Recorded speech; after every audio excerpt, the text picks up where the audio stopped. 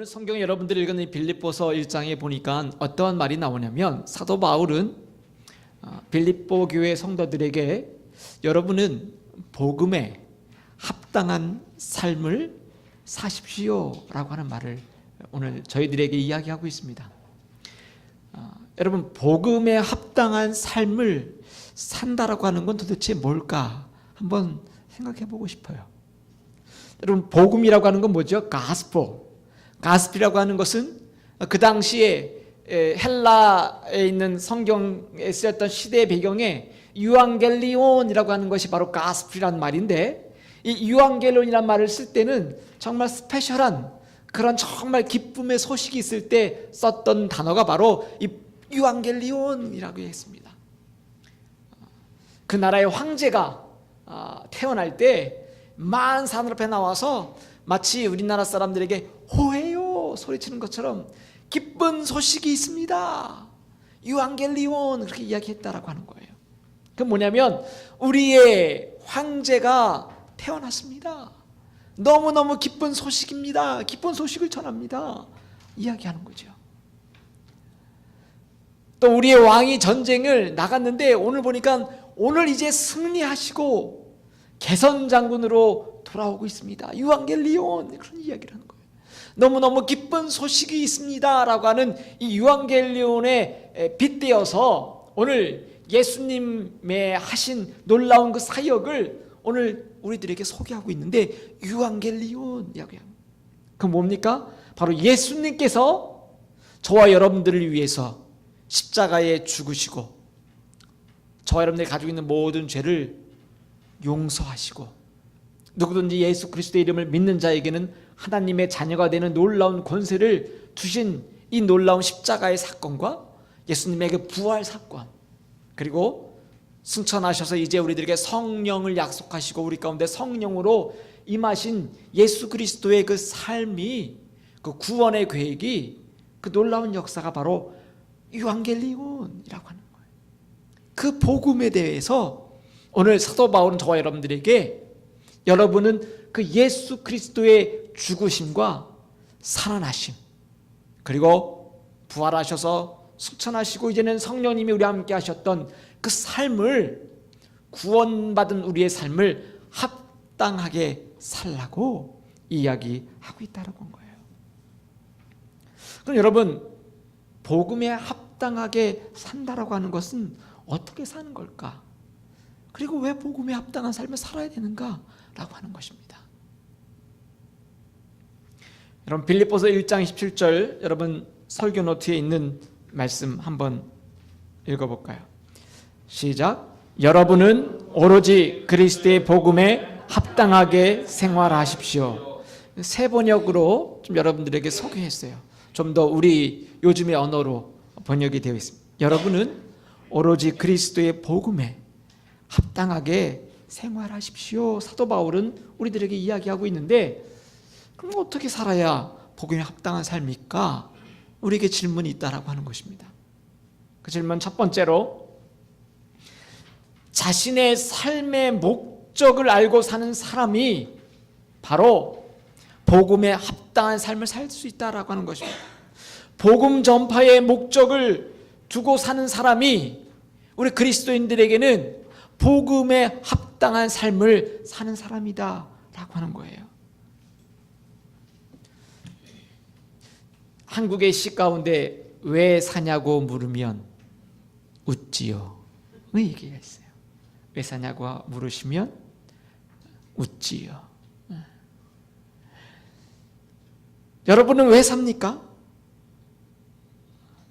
세상의 많은 이야기 가운데 하나는 어떻게 우리가 인생을 살까에 대한 이야기는 참 많이 해요.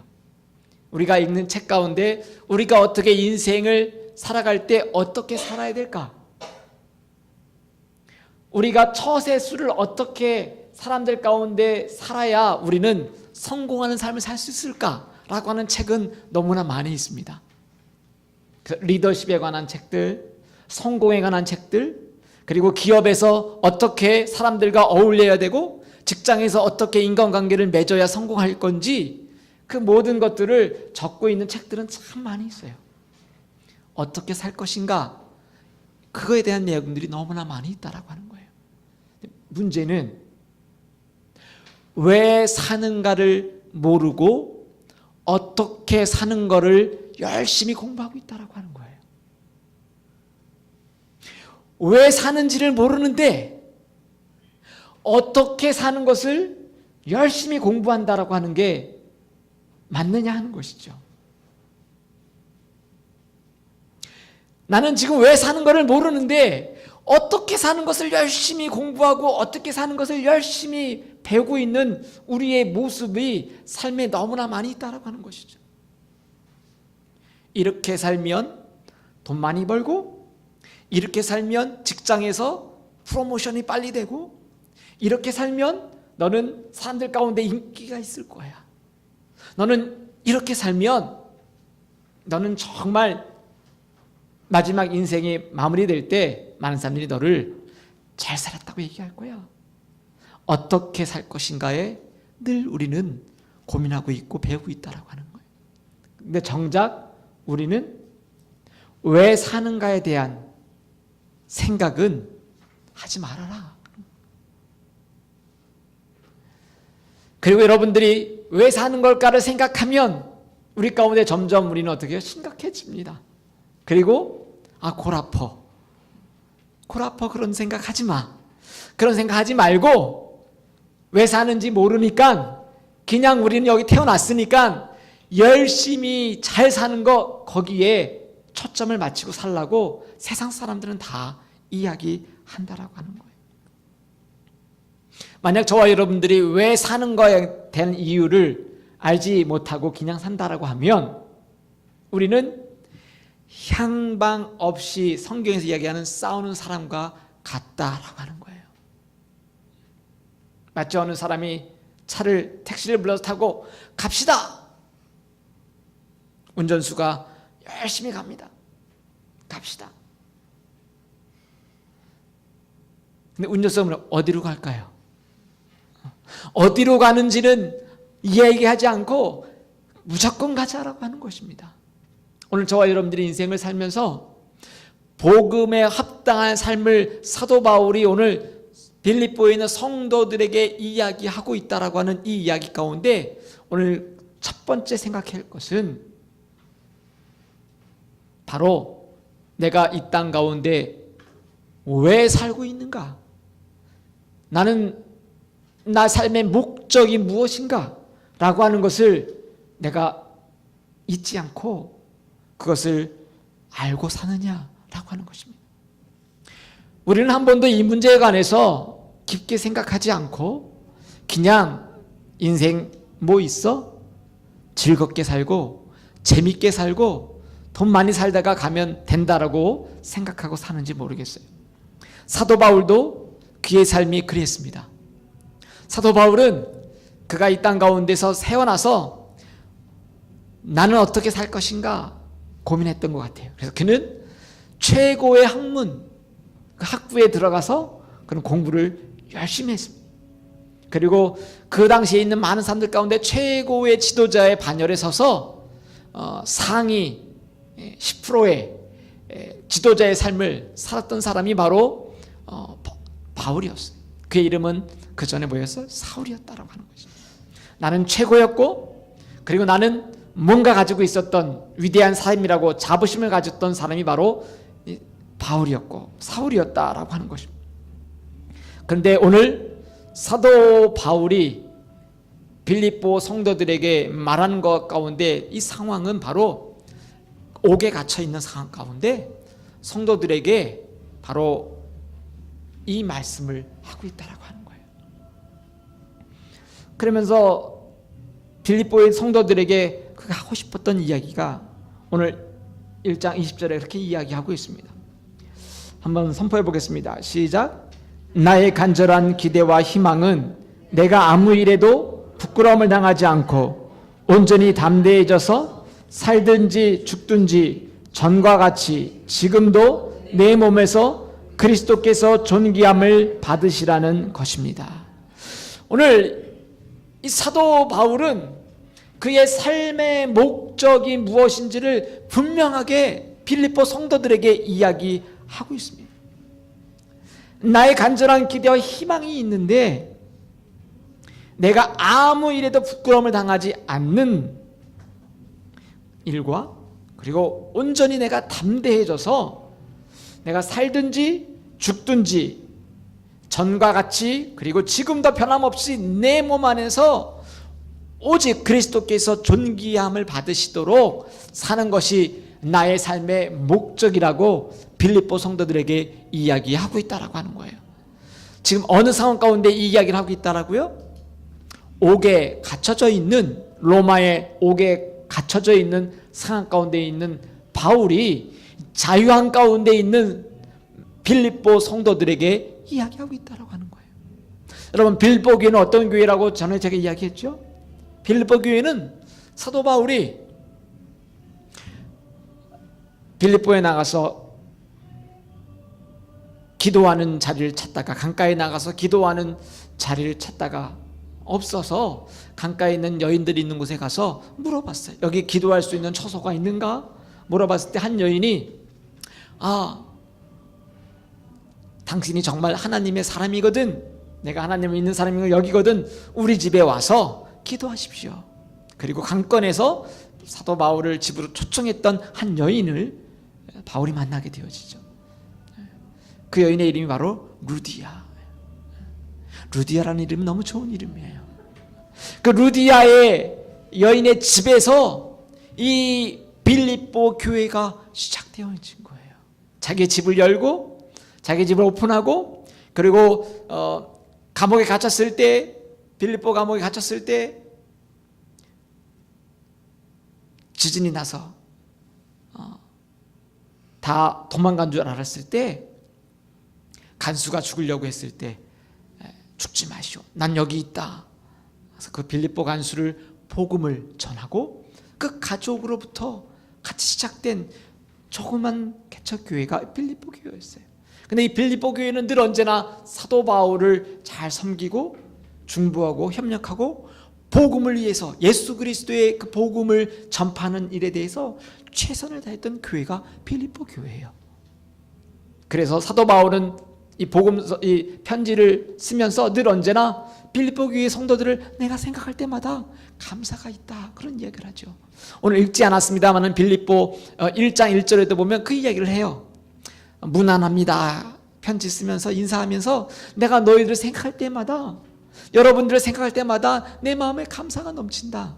왜냐하면 너희들이 처음부터 이 복음의 일을 함께 참여했기 때문에 내가 여러분들을 생각할 때마다 너무 감사가 있습니다. 그런 이야기를 하는 거죠.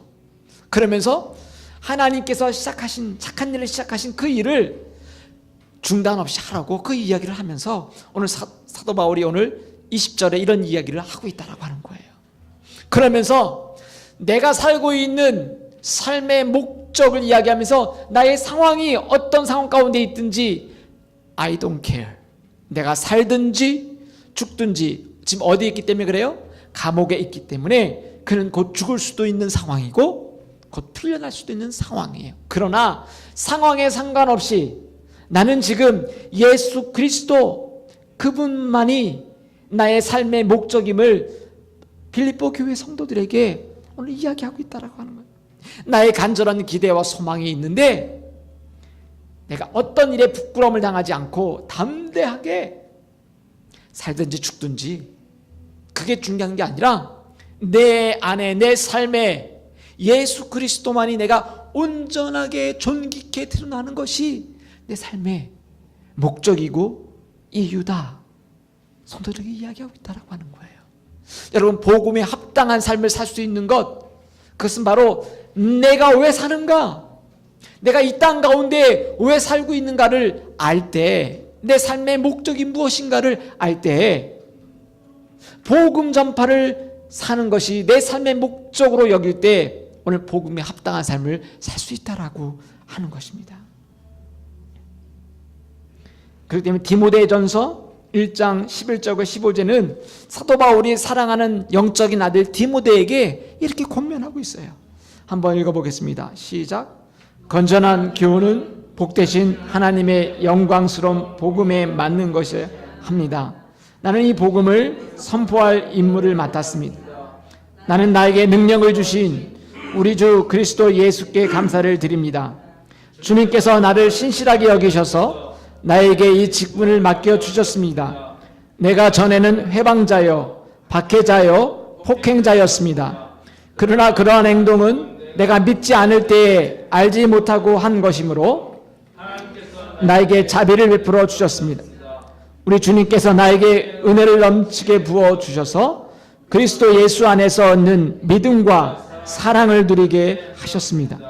그리스도 예수께서 죄인을 구원하시려고 세상에 오셨다고 하는 이 말씀은 믿음직하고 모든 사람이 받을 만한 말씀입니다.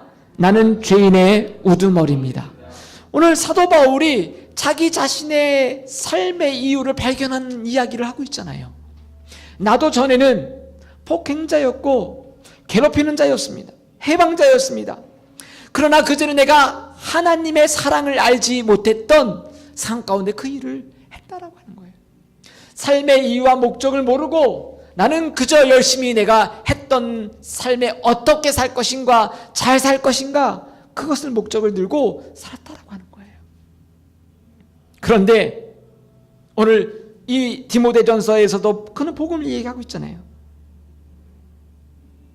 그리스도 예수께서 죄인을 구원하시려고 세상에 오셨다고 하는 이 말씀, 그 복음을 얘기하는 거죠. 복음. 예수님이 저와 여러분들 구원하러 이 땅에 오셨다라고 하는 이 유앙겔리온이라고 하는 이 복음에 관해서 이 말씀을 나는 그 전에 알지 못했다. 그래서 나는 죄인의 우두머리였다. 괴수 중에 괴수였다. 오늘 그는 자기의 삶의 이유를 발견하기 전의 모습을 고백하면서, 그러나 이제 나는 하나님께서 자비를 베풀어 주셔서 예수 그리스도 안에서는 믿음과 사랑을 지금 내가 누리게 되었다. 내가 왜 사는가 이유를 알게 되었다라고 하는 것이죠. 사도 바울은 골로새서 1장에서도 변함없이 그렇게 이야기합니다. 골로새 1장 23절 시작. 만일 너희가 믿음에 거하고 터 위에 굳게 서서 너희 복음의 소망에서 흔들리지 아니하면 그리하리라. 이 복음은 천하 만민에게 전파된 바요 나 바울은 복음의 일꾼이 되었노라. 오늘 사도 바울이 자기 자신의 삶의 이유를 나 자신은 복음의 일꾼이 되었다라고 하는 것입니다. 여러분, 여러분의 삶의 이유와 목적이 무엇입니까? 여러분의 삶의 이유가, 여러분의 삶의 목적이 평생 동안 여러분들이 돈 많이 벌도록 그것이 여러분의 삶의 이유로 태어났습니까? 나는 365일 일만 열심히 하고 돈만 쌓아놓고 어느 순간 그냥 나도 모르게 연수를 다 하면 숟가락 놓고 가는 게 우리 삶의 이유입니까? 만약에 그렇게 산다라고 하면 우리는 복음이 무엇인지 모르고 산다라고 하는 거예요. 우리가 어떤 일들을 하는 게 중요한 것이 아니라 왜 그 일을 하고 있는가. 오늘 사도 바울은 내가 감옥에 들어가 있는 그 일이 중요하지 않는다. 내가 지금 바깥에 자유롭게 돌아다니는 그 일, 그것이 중요하지 않는다. 감옥에 있든지 내가 자유롭게 돌아다니든지 나는 모든 상황에 상관없이 나의 삶의 목적과 이유는 나를 복음의 일꾼으로 부르신 예수 그리스도, 그분을 위해서 산다라고 하는 거예요. 오늘 여러분들이 학생이에요. 여러분들이 공부하는 것, 그 공부하는 것을 통해서 그리스도께서 존귀케 된다라고 하면 나는 왜 사는가를 알고 공부하는 거예요. 여러분들이 돈을 많이 벌 때 내가 왜 돈을 버는가? 평생 돈 모으는 거에 목적이 있는 사람은 한 번도 못 써보고 가는 거예요. 그냥 목적이 돈 버는 데 있으니까. 은행에 돈이 아무리 많이 있어도 그 돈은 내 돈이 아니라 유명한 명언이에요. 쓴 것만큼이 내 돈이다. 안 쓰고 가면 내 돈이 아니에요. 다 돈 쓰는 사람은 다 따로 있어요. 여러분, 그렇기 때문에 우리 삶의 목적을 알 때 우리는 복음에 합당한 삶을 살 수 있다라고 하는 거예요. 내가 어떠한 잡을 가지고 있든지 그것은 중요한 게 아니에요. 더 중요한 것은 내가 복음을 위해 일하고 있다라고 하는 거예요. 전에 말씀드렸습니다만 제가 섬겼던 OM이라고 하는 선교단체는 Operation Mobilization. 여러분 om.org 한번 들어가 보세요. om.org 들어가면 거기에 선교사님들이 한 3,500명 선교사님들이 같이 생활하는 선교단체인데 거기에 특별한 선교선이 있어요. 배 둘로스쉽, 로고스쉽이 있어요. 그 배에는 선교사님들이 한 300명 정도 같이 타고 다닙니다. 그리고 선원이 따로 있는 게 아니라 선교사님들이 다 배 선원이에요. 처음에 올라가면 형제님은 가판, 형제님은 기관실, 자매님은 식당, 자매님은 라운드리룸. 평소에는 다 자기의 그 시간 동안에 그 일을 해야 돼요. 그래야 배가 움직이니까. 배가 출항하기 위해서 필요한 닥터, 거기에 필요한 학교의 선생님 다 선교사님들이 하는 거예요. 선생님 라이센스가 있는 선생님들. 우리 에스더도 나중에 한번 그 배 선교사 선생님으로 한번 가도 좋을 것 같아요. 한 1년 2년 정도 가서 거기서 선교사님들 선교하는 선교사로 가는 거예요. 가면 좋겠다라고 하는 거예요. 자, 거기 가면 선교사님들이 다 뭐예요? 갑판에서 청소하고 기계실에 들어가서 엔진룸에 들어가서 기계를 닦고 그 모든 일들 하는 게 무엇을 하고 있어요? 그 일은 바로 복음을 위해 살고 있다라고 하는 거예요. 나는 지금 엔진룸에서 기름 닦고 있는 거 내가 지금 뭐 하는 걸까? 내가 지금 어떻게 내가 이런 일을 하고 있지? 나는 어떻게든지 나가서 잘 살아야 되는데 관심이 있는 것이 아니라 그 일 자체가 하나님 앞에 복음의 일을 하고 있다라고 하는 거예요. 그래서 우리 한국 목사님들이 OM 선교회 가면 제일 목전도 해요. 거기 가면 18살 청년들이 다 와서 같이 일하는데 목사 한 수 받고 가면 30 넘어서 가면 거기는 목사 장로 타이틀이 I don't care입니다. 그런 거 아무 상관이 없는 선교단체예요. 그냥 brother예요. sister. 제가 가면 brother Lee, brother Jong, go engine room 들어가서 기름 조이고 닦는 거예요. 얼굴에 매일 8시간씩 기름 묻혀가면서 닦는 거예요. 자매님은 칼 이만한 거 들고 닭다리를 매일 자르는 거예요. 선교사님들이 먹어야 되잖아요. 그리고 행사가 많아.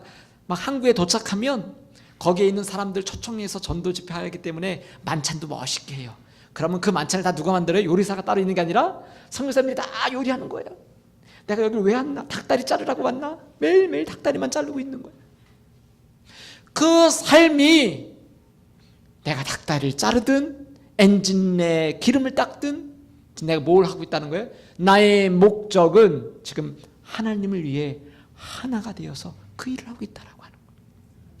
내 삶의 목적을 알고 살 때에 나는 복음에 합당한 삶을 살 수 있다 하는 것입니다. 두 번째로 복음에 합당한 삶을 산다고 하는 것은 여러분 복음을 위해 함께 싸우는 사람들입니다.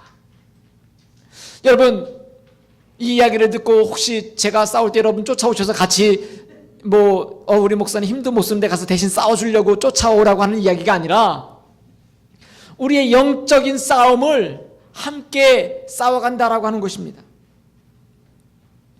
빌립보서 1장 7절에 보니까 함께 봉독합니다. 시작. 여러분은 오로지 그리스도의 복음에 합당하게 생활하십시오. 그리하여 내가 가서 여러분을 만나든지 떠나 있든지 여러분이 한 정신으로 굳게 서서 한 마음으로 복음의 신앙을 위하여 함께 싸우며. 오늘 사도 바울은 복음에 합당하게 사는 삶이 뭐냐? 그 이야기를 하면서 한 마음으로 복음을 위해 함께 서서 싸워라 이렇게 갑니다. 아니 무슨 교회에서 싸우라고 한 얘기를 자꾸 가리키는가? 블랙벨트는 따야 이놈의 이 교회 다니겠네. 막 이러면 복잡해는. 오늘 사도 바울이 이 이야기를 할 때 특별히 이 시대적인 배경 가운데 군사적인 용어가 있어요. 뭐가 있냐면 여기 보니까 한 정신으로 굳게 서서, 여기 굳게 서서라고 했을 때 그 당시에 로마 시대 군인들의 싸우는 전투 방법을 염두에 둔 단어가 굳게 서서라고 하는 거예요. 여러분 로마 시대 그 영화를 좀 보신 적이 있습니까? 로마 군인들이 어떻게 전투를 하시는지 보신 적이 있습니까? 돌격 앞으로 창 들고 막 한 사람씩 나가서 막 찌르는 그런 싸움은 로마 군인들을 하지 않습니다. 그들은 긴 창을 들고 방패를 가지고 있지요. 그리고 그 사람들은 어떻게 해요? 진을 짭니다. 로마 군인들은 일렬로 그 진을 짜요. 그리고 지금 현대 전쟁의 기본이 될 수 있는 소대, 중대, 대대, 연대, 사단 이런 급을 다 기초적인 단위를 만들어 놓은 부대가 로마 군대였어요. 그래서 로마 군대들은 한 사람 맨투맨으로 싸우는 게 아니라 그들은 다 도열에 서서 함께 씁니다. 그리고 방패를 앞에 다 딱 들고 뭐가 남아있어요? 긴 창을 앞에 들고 다 함께 서서 전진하는 거예요. 그 전투에 한 사람이라도 빠지지 않고 줄을 맞춰서 오와 열을 맞춰서 창을 앞에 대고 전진해 나가는 거예요. 한 사람이 화살에 맞아서 쓰러져 넘어져 죽으면 그 자리를 누군가 뒤에 있는 사람이 와서 메꿔서 다시 그 자리를 함께 서야 그 진이 무너지지 않는 거예요. 사도 바울은 오늘 로마 군대들이 어떻게 싸우는 그 싸움을 연상하면서 오늘 영적인 군대인 하나님의 교회와 하나님의 백성들이 어떻게 복음에 합당한 삶을 살아야 될까 이야기할 때 로마 군인처럼 함께 서서 굳게 서서 낙오되는 사람 없이 한 마음으로 전진해 나가는 영적인 싸움을 우리들에게 소개하고 있다라고 하는 거예요. 저와 여러분들이 함께 나가는 거예요. 누군가 한 사람 지쳐서 쓰러질 때 그 자리를 다시금 메꿔서 들어와서 함께 나가서 전진해 나가는 영적인 이 싸움, 교회라고 하는 교회 공동체가 누구 한 사람이 무너지면 다시 그 자리를 메꾸고 나가고 또 넘어진 사람을 일으켜 세우고 그 자리가 비지 않도록 함께 전진해 나가는 이 전쟁의 싸움을 그는 기억하면서 이 이야기를 하고 있다고 하는 거예요. 그냥 여러분들이 이 이야기를 읽지 말고 그걸 한번 묘사해 보세요. 이미지네이션을. 우리 믿음의 사람들이 함께 영적으로 사단의 군대와 싸울 때 저와 여러분들이 한 마음이 되어서 굳게 서서 믿음의 방패를 들고 복음의 검을 들고 구원의 투구를 쓰고 의의 흉배를 붙이고 우리들이 전진해 나가는 거예요. 한 마음으로 굳게 서서 바로 이 일을 할 때 저와 여러분들이 복음에 합당한 삶을 산다라고 하는 것입니다. 빌립보서 1장 28절 한번 선포해 볼까요? 시작. 또한 어떤 일에서도 대적하는 자들을 두려워하지 않는다는 소식이 나에게 들려오기를 바랍니다. 이것이 그들에게는 멸망의 징조이고 여러분에게는 구원의 징조입니다. 이것은 하나님께서 하시는 일입니다. 여러분 사도 바울이 이야기하는 여러분들에게 좀 나에게 들려지는 소식이 여러분들 핍박하는 사람들을 두려워하지 않는다라고 하는 그 담대한 믿음의 소식들이 나에게 들려지길 내가 원합니다. 한 마음으로 굳게 서서 낙오되는 사람 없이 그 자리가 비면 이 공동체가 무너진다는 마음으로 영적인 싸움을 함과 동시에 대적하는 자들을 두려워하지 않도록 여러분들을 넘어뜨리려고 하는 사단의 세력을 두려워하지 않도록 여러분을 핍박하는 믿음을 핍박하는 사람들을 두려워하지 않는다는 소식이 나에게 들려줬으면 참 좋겠습니다. 이야기하는 것입니다.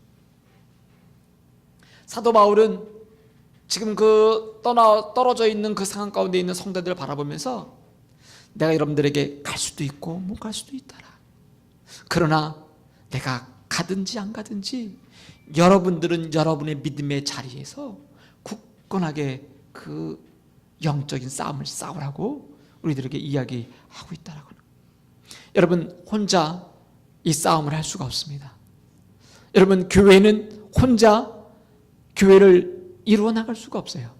예수 그리스도께서 십자가에 달려 돌아가심으로 교회의 머리가 되시고 우리는 다 뭐가 됐어요? 그 그리스도의 몸이 되었다.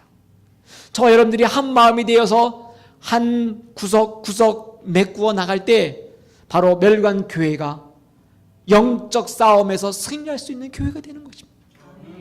저희가 한 마음에 굳게 서서 두려워하지 않고 내가 한 구석도 빠짐없이 그 자리를 채우고 나가는 전진하는 그런 싸움을 싸울 때 우린 바로 복음에 합당한 삶을 산다라고 사도 바울이 이야기하고 있다라고. 에베소서 3장 6절에도 사도 바울은 우리들에게 권면합니다. 디모데전서 6장 12절 말씀 같이 먼저 한번 선포하겠습니다. 시작. 믿음의 선한 싸움을 싸우십시오. 영생을 얻으십시오.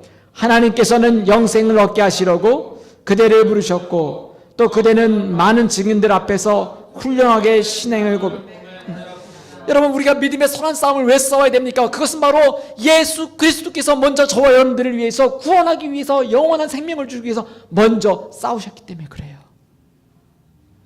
하나님이 한 번도 우리들보다 늦게 싸우신 적이 없고 하나님 먼저 우리를 위해서 사랑하셔서 하나님의 아들을 보내주시고 예수님이 먼저 십자가에서 모든 영적인 싸움을 싸우시고 승리하시고 부활하신 다음에 우리들도 그와 같이 복음에 합당한 삶을 영적인 싸움을 승리로 싸우라고 이야기하고 있다는 것입니다. 바로 영생을 얻게 하시려고 저와 여러분들을 부르시고 이 영적인 선한 싸움을 싸우라고 우리들에게 이야기하고 있어요. 여러분, 왜 사십니까? 바로 우리는 이 땅 가운데 선한 싸움을 싸우기에 살고 있다라고 하는 거예요. 내가 돈을 벌다가도 그 돈이 나를 지배하는 게 아니라 내가 돈을 지배하고 다스리고 하나님의 선한 싸움을 위해 싸울 수 있는 그런 마음이 될 때 우리는 복음에 합당한 삶을 산다라고 하는 것입니다. 에베소서 3장 6절 선포합니다. 시작. 이는 이방인들이 복음으로 말미암아 그리스도 예수 안에서 함께 상속자가 되고 함께 지체가 되고 함께 약속의 참여자가 됨이라.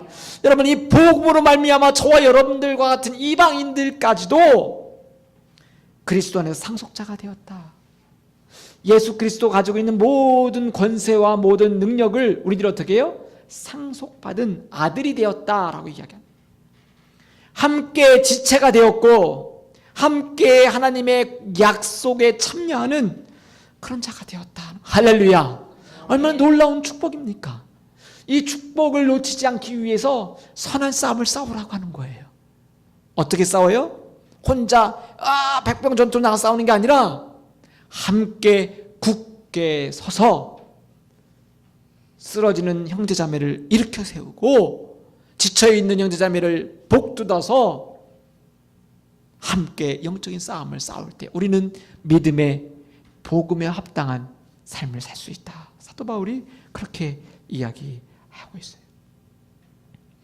세 번째로는 여러분, 우리가 복음에 합당한 삶을 산다라고 하는 것은 그리스도를 위한 고난을 특권으로 받는 사람들이라 하는 것입니다.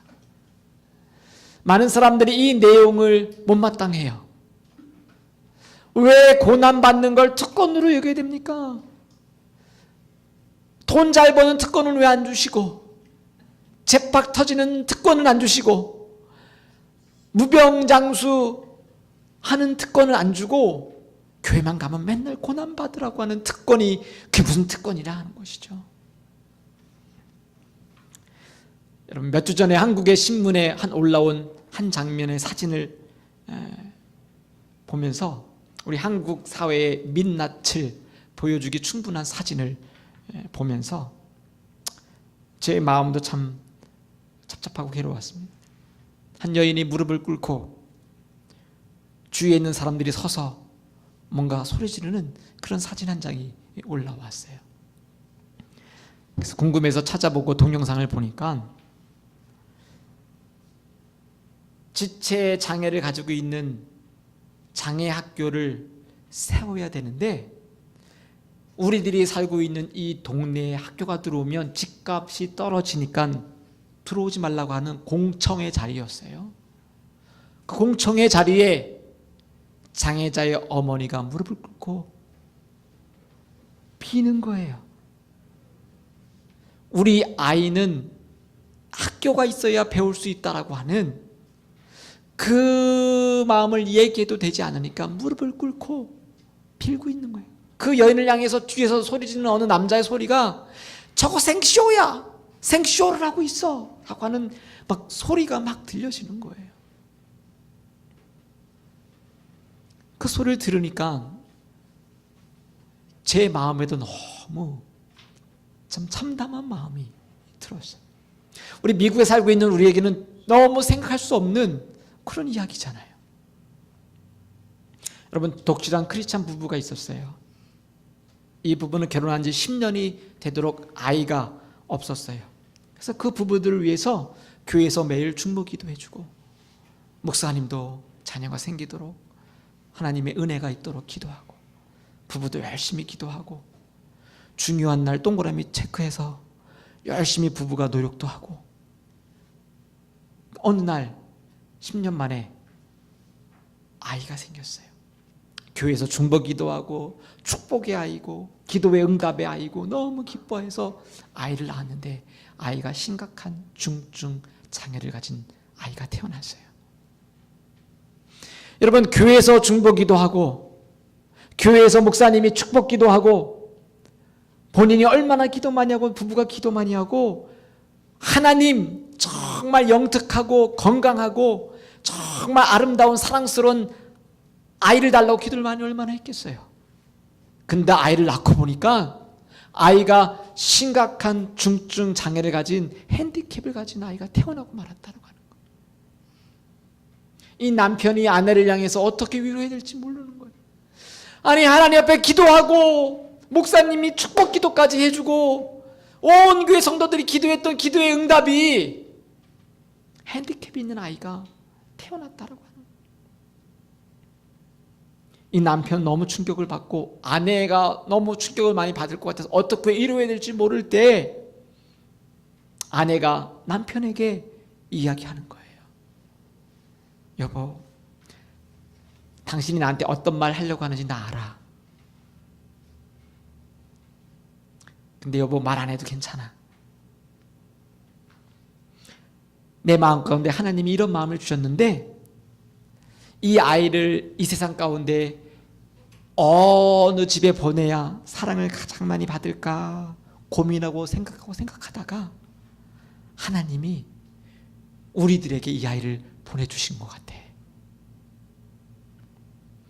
나는 그렇게 하나님이 이 아이를 우리에게 보내셨다고 생각해. 그럼 정말 이렇게 고백할 수 있는 사람이 도대체 얼마나 많이 있을까요? 저는 이 이야기를 듣고 내 자신을 한번 생각해 봤어요. 이 사건이 내 가정 가운데 있다라고 하면 나는 과연 이러한 고백을 할 수 있었을까? 기도했던 아이고 중보 기도했던 아이고 기도의 응답이었다라고 생각했던 이 아이가 최고의 아름답고 우리양아로 태어난 아기가 아니라 자기 몸도 추스릴 수 없는 그러한 장애를 가진 핸디캡의 아이가 태어났다라고 하는 그 순간에 우리 그리스도인들은 어떻게 살아야 된다는 것입니까? 하나님, 이 아이는 내 아이 아니에요. 무슨 하나님의 기도의 응답이 이렇습니까? 데려가 주세요. 여러분, 홀트 아든 목지 여러분 그 아이를 넘겨줄 겁니까?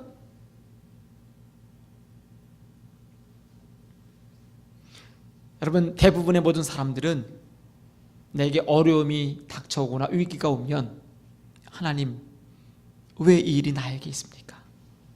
내가 뭘 그렇게 잘못했다고 나에게 이 일이 있습니까? 이야기해요.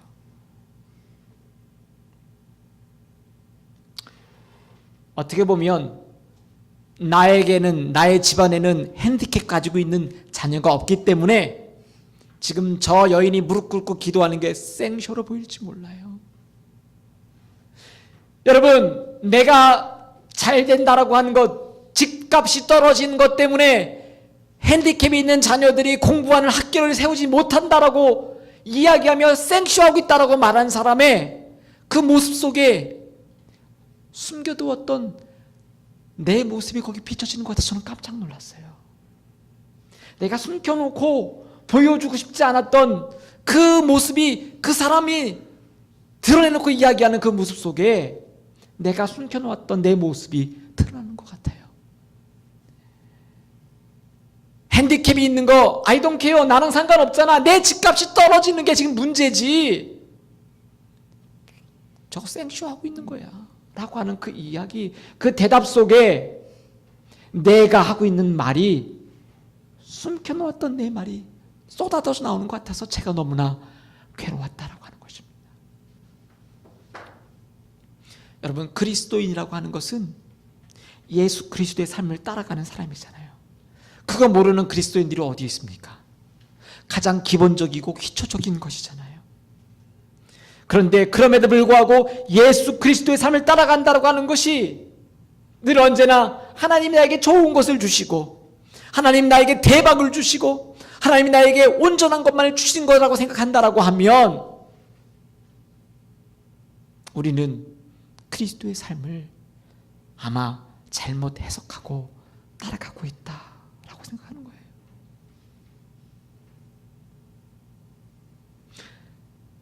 아마 주님이 저를 바라보면, 야, 이 목사야, 너 지금 어디 가고 있니? 나는 지금 이리 가고 있는데 저쪽으로 가면서 지금 나를 따라가고 있다라고 이야기하는 내 모습을 오늘 그 사건 속에서 저에게 확성기처럼 이야기하는 것 같아서 너무 괴로웠다라고 하는 것입니다.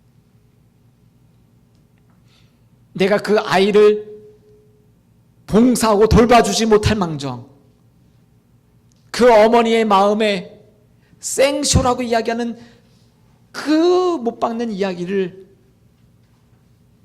우리 그리스도인들이 아무 생각 없이 듣고 있다라고 하면, 그리고 내가 그 일에 같이 동참하고 집값 떨어질 것을 걱정하고 산다라고 하면,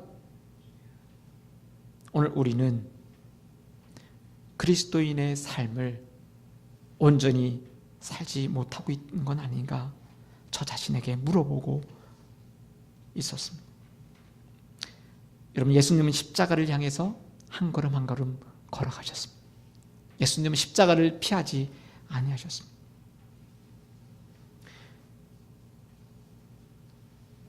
오히려 온몸에 상처를 받으시고 가시멸관을 쓰시고 채찍을 받으시고 온몸에 찢기시면서 우리를 위해서 죽으셨던 그분은 이기적인 신앙이 아니라 자기 자신의 모든 것을 내어주신 하나님 자신이셨습니다. 빌립보서 1장 29절 한번 말씀 선포해 볼까요? 시작. 하나님께서는 여러분에게 그리스도를 위한 특권, 즉 그리스도를 믿는 것뿐만 아니라 또한 그리스도를 위하여 고난을 받는 특권도 주셨습니다. 여기 두 가지를 사도 바울은 이야기해요. 하나님, 예수님이 저와 여러분들에게 하나님 주신 특권이 있는데, 그래서 그리스도를 믿는 특권, 그 다음에 우리는 잘 생각하고 싶은 특권이 있어요. 뭐가 있어요? 그리스도를 위하여 고난을 받는 특권도 주셨다라고 하는. 근데 우리는 늘 언제나 어떤 특권만을 강조합니까? 그리스도를 믿는 믿음, 믿음의 특권. 그리스도를 위해서 고난받는 그 특권은 Excuse me, I am sorry. 집사님이 하세요. 목사님이 하세요. 저에게는 오늘도 대박의 특권을 주옵소서 기도하고 있는 거는. 시편 119편 71편에 시편 기자는 이렇게 고백합니다. 시작. 고난을 당한 것이 내게는 오히려 유익하게 되었습니다. 그 고난 때문에 나는 주님의 율례를 배웠습니다. 여러분, 고난당한 것, 그것이 오히려 나에게 유익이 되었다. 고난 때문에 내가 기도할 수밖에 없었고, 고난 때문에 더 한 번 더 주님을 묵상할 수 있다라고 하면 그것이 나에게 유익이 되었다라고 하는 거예요. 여러분, 고난 받았을 때 기억하십니까? 내가 잘못해서 받는 고난은 그거 말고, 내가 주님을 위해서 살다가 보니까 받게 되는 핍박과 서러움과 사람들이 알아주지도 못하는 그 모든 일들 가운데 내가 지금 하고 있는 그 모든 것, 그것이 나에게 특권이라고 하는 것입니다. 디모데후서 2장 3절에 한번 선포합니다. 시작. 너는 그리스도 예수의 좋은 병사로 나와 함께 고난을 받으라. 사도 바울이 디모데에게 하는 거예요. 오늘 저와 여러분들에게 이야기하는 것입니다. 너는 나와 함께 예수 그리스도의 좋은 병사로 고난을 받으러 가자. 아니, 제자한테 하는 이야기가 우리 죽으러 가자, 고난 받으러 가자 하는 것입니다. 자, 여러분들에게 매주 여러분 교회 나올 때마다 축복 받으십시오라 하는 그 축복에는 물론 이 땅에 살아가는 데 필요한 물질의 축복도 있지만 바로 그리스도와 함께 고난을 받는 특권의 축복이 있음을 여러분 잊지 마십시오. 여러분, 그리스도인은 십자가까지 끌어안는 사람입니다. 왜냐하면 예수님이 그 십자가를 끌어안고 죽으셨기 때문에 그래요.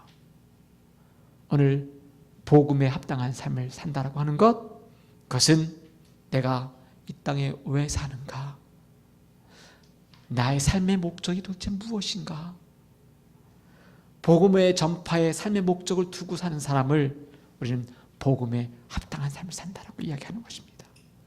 복음을 위해 함께 굳게 서서 선한 영적인 싸움을 쌓을 때 우리는 복음에 합당한 삶을 살게 될 것입니다.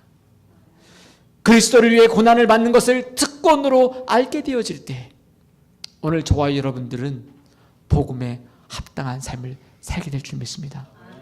우리 멸관교회 성도들이 그리스도의 십자가까지 특권으로 끌어안는 저와 여러분 되기를 주님의 이름으로 축복합니다. 기도하겠습니다.